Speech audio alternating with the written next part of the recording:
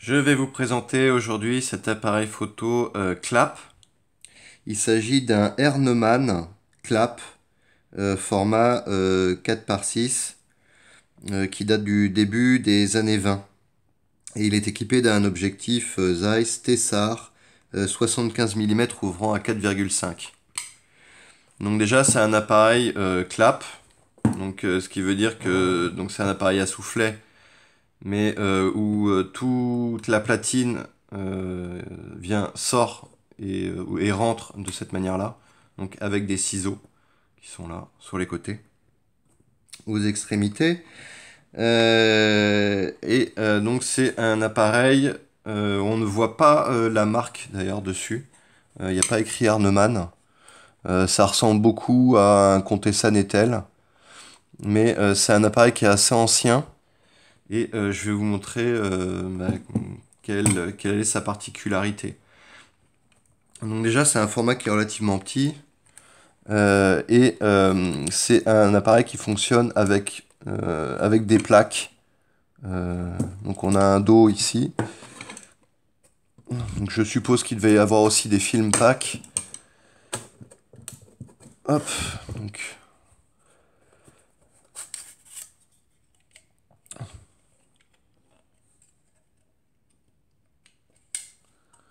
voilà, on devait positionner ici les plaques ou les film packs. On a ce cache qui vient protéger l'exposition lorsqu'on retire cette partie, hein, la cartouche qui est derrière. Et malheureusement, au départ, il fonctionnait cet appareil. Et après quelques utilisations, j'ai une courroie qui s'est cassée, sur le côté. Et donc malheureusement, l'appareil ne déclenche plus. Alors pour l'utiliser, il faut donc armer d'abord avec cette manette là. Et ensuite on a un réglage qui s'effectue avec cette manette là. C'est-à-dire qu'on n'a pas de sélection de la vitesse, mais on vient régler nous-mêmes l'écartement entre le rideau du haut et le rideau du bas. Donc on ouvre, on arme, et après avoir armé, on tourne la manette qui est juste ici, et on a le rideau du bas donc qui se déplace, et on a une échelle qui est juste ici. Et on vient positionner le haut du rideau du bas sur les points qui sont là. Et donc ça permet de régler la vitesse d'obturation. Donc c'est le mécanisme, on va dire, classique et simple de l'obturation avec des rideaux. C'est-à-dire la durée d'exposition est fonction de l'écart qu'il y a entre les deux rideaux. Donc la vitesse à laquelle se déplacent les deux rideaux est toujours la même, mais la durée d'exposition est faite avec l'écartement des deux. Donc plus l'écartement des deux rideaux est important, plus la durée d'exposition sera longue. Donc voilà, simplement, si on a, on va dire, d'écart, eh ben, la durée d'exposition sera plus courte que si on a 3, vous voyez, alors que le rideau tourne toujours à la même vitesse. Donc c'est ça la différence, on va dire, avec d'autres systèmes d'obturation qui sont un peu plus modernes. Donc que dire, après l'ouverture-fermeture du diaphragme, hein, juste ici,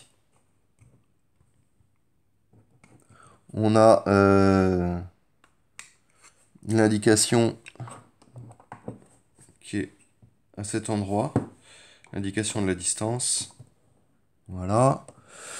Ouverture-fermeture du diaphragme, hein, tout simple, juste là. On voit donc qu'elle fonctionne bien. Voilà. On a le viseur qui est comme ceci. Je suppose qu'on devait avoir la possibilité d'avoir un accessoire avec un dos dépoli.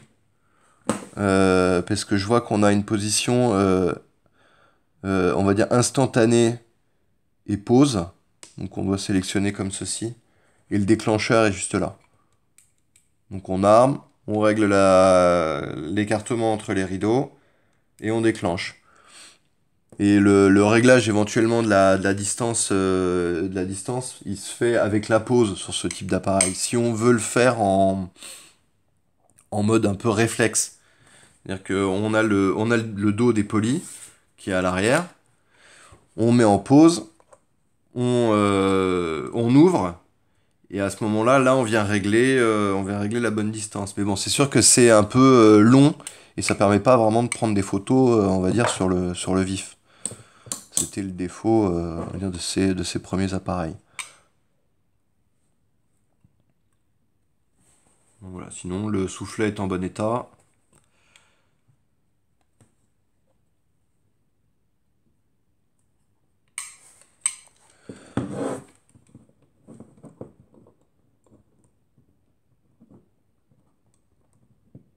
Faudrait que je le remette avant. Voilà. Le soufflet est en bon état. Hop, on referme l'appareil.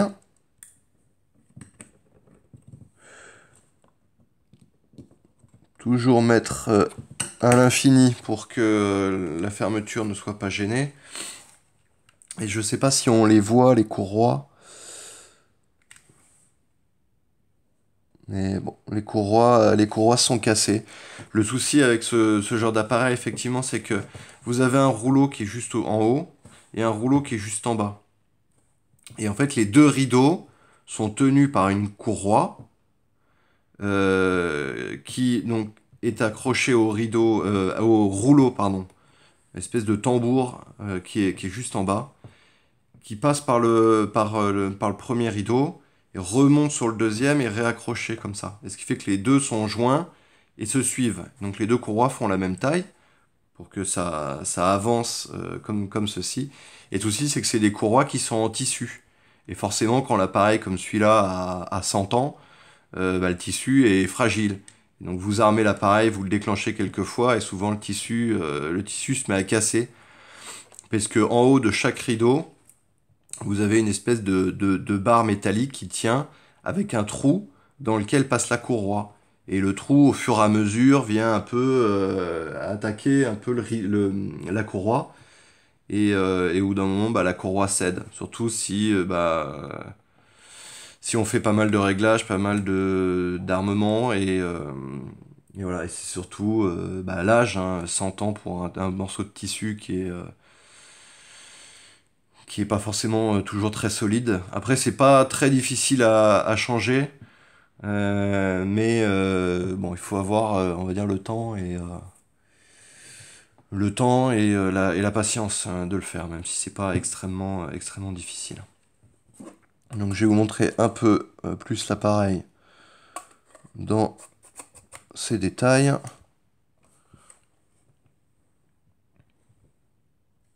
Donc, on a vu le viseur que je trouve assez sympa.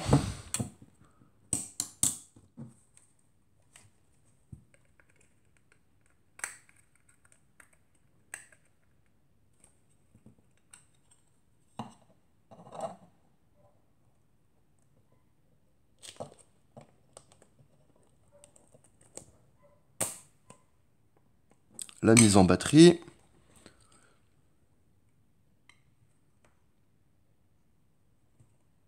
Je sais pas si ce bouton est censé tenir sur le ciseau. Bon, en tout cas, c'est pas le cas.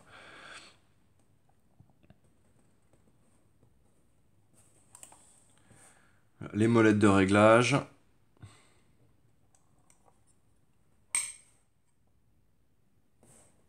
Le gainage qui est en bon état. Voilà les platines qu'on a sur le côté.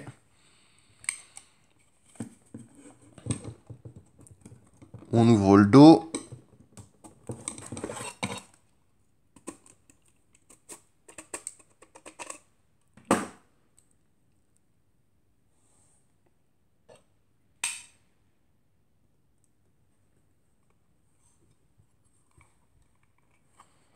Ouverture, fermeture du diaphragme. Et voilà.